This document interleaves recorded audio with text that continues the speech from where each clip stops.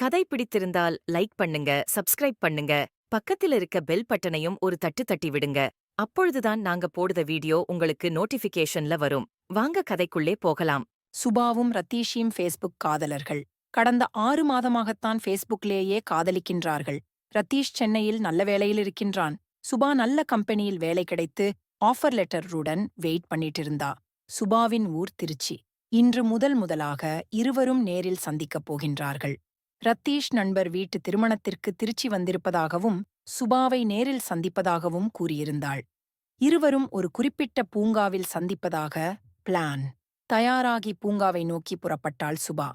பூங்காவின் வாசலிலேயே சுபாவுடன் கல்லூரியில் நடித்த தனுஷ் நின்றிருந்தான். சே, இந்த ரவுடி வேற பூஜ நேரத்தில கரடி வந்த மாதிரி. மெதுவாக அங்கு ஒரு மறைவிடத்தில் நின்று கொண்டாள். சிறிது நேரம் காத்திருந்தாள். தனுஷ் போகட்டும் என்று.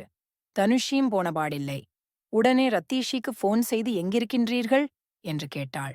நான் பார்க் வாசலில் உனக்காக காத்திருக்கின்றேன் என்றான். என்ன கலருடை என்று கேட்டாள்.